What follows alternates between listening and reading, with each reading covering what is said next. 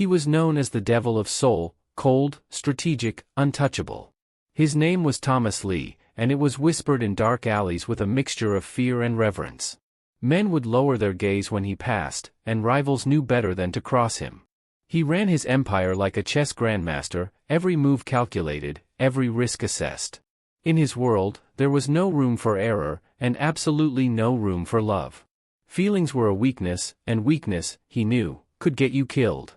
One rainy evening, his phone buzzed with an unexpected call. It was Minjun, a friend from a childhood Thomas had long since buried. "Thomas, please. I need a favor. Just sit in on my blind date for 10 minutes. I can't make it. Just talk to her and leave." Thomas almost hung up. "I don't do favors like this.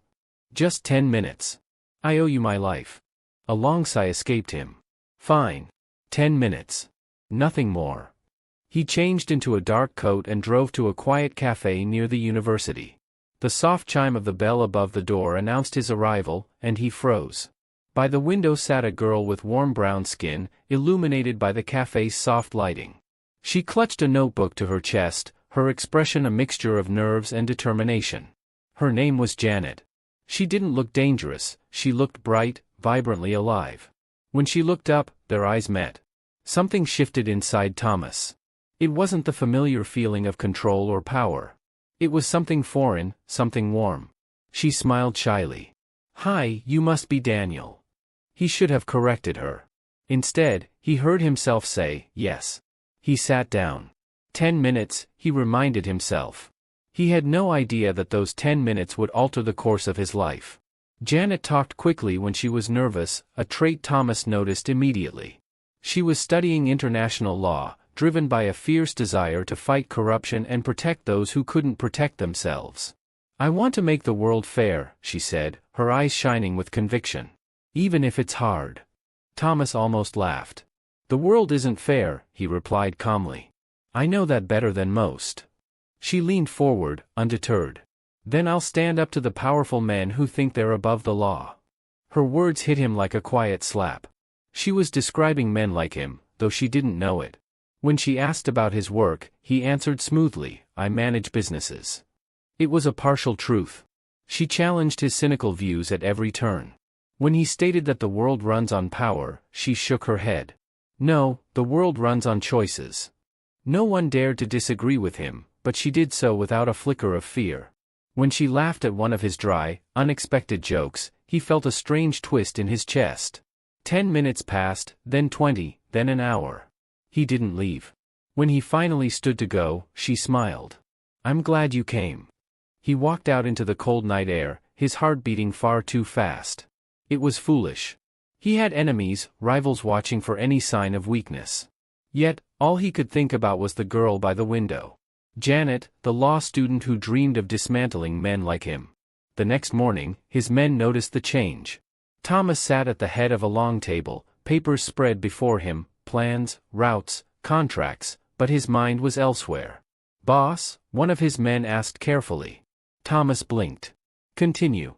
They exchanged uneasy glances. Their leader was never distracted. He was always sharp, always 10 steps ahead. Later that day, Thomas found himself driving near the university. He told himself it was a coincidence, but it wasn't. He saw her sitting on a bench, reading. He watched from his car, observing her peaceful, safe existence. And for the first time in years, he felt a new kind of fear, not for himself, but for her. His world was dark and dangerous. If she stepped into it, she could get hurt. He drove away before she could see him. That night, he made a shocking decision. He called his financial advisor. "Move the nightclub assets quietly. Shift everything into clean investments. Legal only." The man hesitated. "Sir, that will upset some people." Thomas's eyes turned cold. Let them be upset. He had always planned to leave the violence behind, to transition his empire into legitimate businesses, but he had always delayed. Until now. Janet didn't know it, but she had already ignited a change within him. A week later, Janet discovered the truth. She was leaving the library when 2 black cars pulled up. Men in suits stepped out, silent and imposing. They opened a door, and Thomas emerged. Not in casual clothes, but a sharp suit, surrounded by guards. Students froze. Whispers spread like wildfire. That's Thomas Lee, the Mafia boss. Janet's heart stopped. Thomas saw her, and for a moment, the world went silent. She walked towards him slowly. Tell me they're lying, she said, her voice soft but trembling. He didn't lie this time. I lead an organization. An organization that hurts people, she pressed, her eyes filling with anger. You pretended to be someone else. You're everything I stand against. Her words were sharp, precise, and they cut deep. I am trying to change it, he said quietly. She shook her head, her disappointment palpable. People like you don't change. It hurt more than any bullet ever could. She turned and walked away. Thomas didn't follow. He stood there, watching her leave, feeling utterly powerless for the first time in his life. That night, trouble arrived. A rival gang leader, Kong, had been watching. He had heard the rumors. The boss is distracted, Kong told his men. A weak leader gets attacked. A warehouse owned by Thomas was set on fire. His men demanded revenge. Give the order, they urged. Thomas sat silently, staring at the flames on the screen. Violence would be easy. It was familiar.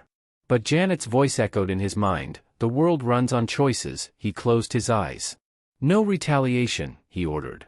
The room went silent. We're done with that life. Later that night, he received an anonymous message, stay away from the girl, or she gets hurt. His blood ran cold. They knew. He stepped onto his balcony, the city lights sprawling below. He had two choices, push her away forever to keep her safe, or fight in a new way.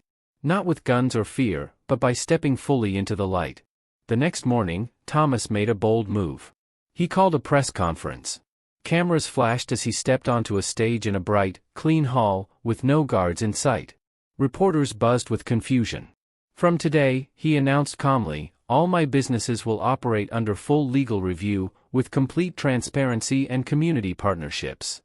Gasps filled the room. It was risky, but it was clean. Across town, Janet was in the university cafe when the news played on television. She froze, watching him. He looked different. Still serious, still powerful, but no longer hidden. Her phone buzzed with a message from him. I told you I was trying to change. Her heart beat faster. She didn't reply, but she didn't block him either. Days passed. Thomas stayed away, not wanting to pressure her. Instead, he acted quietly. He donated anonymously to the university's legal aid program, funded scholarships, and invested in struggling local businesses. Janet's professor mentioned the mysterious donor. Whoever this is, he said, they believe in justice. The word echoed in her mind. One evening, as the sun painted the sky over the Han River, Janet walked alone, lost in thought. A calm voice spoke behind her. Still fighting the world?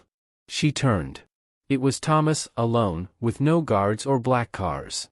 How did you know I'd be here? She asked. You told me on our first night you come here when you're overwhelmed. He remembered. They walked in silence for a while. I saw the press conference, she finally said. I meant every word. He looked at the water. Because I was tired of being feared. And because you made me question who I was becoming. She studied his face, searching for a lie. She found none. I don't trust you, she said honestly. But I also don't see the same man everyone else describes. That's because I'm trying to leave that man behind. The air between them felt lighter, honest. You hurt people before, she said quietly. Yes. And you can't erase that. No, but I can choose differently now. She remembered her own words. You lied to me that night. I did. You had every right to be angry. She hesitated. But I also felt something. His gaze was soft. So did I. I can't promise anything, she said. I'm not asking for promises. Then what are you asking for? A chance to prove I'm not the man you think I am. She looked at him for a long moment, then nodded once. One chance. Over the following weeks, they met in simple places, bookstores, campus events, small cafes. Thomas listened more than he spoke, asking about her dreams and her fears. One afternoon, she asked, what scares you?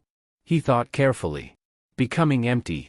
She reached across the table and touched his hand. It was a gentle, electric moment that felt safe. His men noticed the change. He laughed once during a meeting, actually laughed. His business became cleaner, public. Old partners drifted away, replaced by legal advisors and new investors. It wasn't dramatic, it was steady. And steady, he learned, was stronger. One evening, walking her home, she said, "My friends think I'm crazy for talking to you." He smiled. "They're smart." She laughed. "You're not what I expected." "Is that good or bad?" "Confusing." He grew serious. "I don't want to control your life, Janet. If this ever feels wrong, you walk away. I won't stop you." She saw the truth in his eyes. "Are you doing all this because of me?" He paused. "I started changing before you. But meeting you made me stop delaying. You make me want to be someone I'm not ashamed of." She stepped closer, just close enough to feel his warmth. "This is scary." "I know. But it doesn't feel wrong." For a man who once ruled through fear, he now stood still, waiting for her. And Janet, who wanted to fight injustice, found herself standing in front of the man she once thought she would destroy. Their love grew quietly, deeply. He opened up about his sleepless nights and old regrets. She shared the pressure she felt to prove herself in a foreign country. He stopped hiding her, inviting her to a public charity dinner. When they walked in together, cameras flashed. He introduced her simply, "This is Janet." Not as a possession, just as his partner. After the event, they walked by the river. "Do you regret meeting me?" she asked. He stopped. "Never. My life became clearer."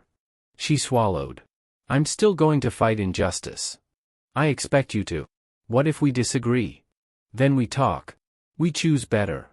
She realized he didn't want to own her, he wanted to grow with her.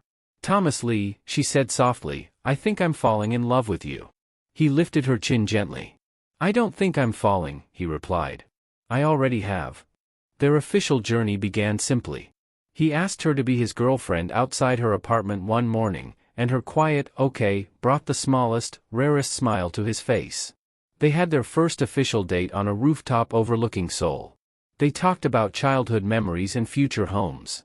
When she caught him staring, she laughed. He simply said, "I can't help it." When Janet's mother came to visit from abroad, Thomas was nervous. He greeted her respectfully, even learning a few phrases in her native language. After a private talk on the balcony, her mother simply told Janet, "He is serious. He is trying." That simple approval meant everything. Then, a prestigious internship offer arrived for Janet. In London. For 6 months. Her heart should have soared, but instead it felt heavy. When she showed Thomas the email, he read it calmly. "You should go." She blinked in surprise. "What? I would never hold your future back." "Aren't you scared?" "I am. But loving you means wanting your growth, even if it stretches me." They promised each other effort and trust. The 6 months were hard, filled with video calls and time zone struggles, but the distance didn't shrink them, it refined them. When she returned, he was waiting at the airport. She dropped her bag and ran into his arms. The hug was different now, stronger, proven. That evening, back on their rooftop, he looked at her. "When you first met me, I was a man people feared." She nodded. "Now you're a man people respect." He shook his head. "I don't mean business. I mean my heart. You changed it." She stepped closer. "No. You changed it. I just reminded you that you could." He smiled, holding her hands. "Do you know my friend Minjun set up that blind date for me? He told me later he wanted me to find love." He looked at her, his voice soft with wonder. "Funny, isn't it? I didn't just find love. I found my soulmate. A feared man who chose differently. A brave woman who believed people could change.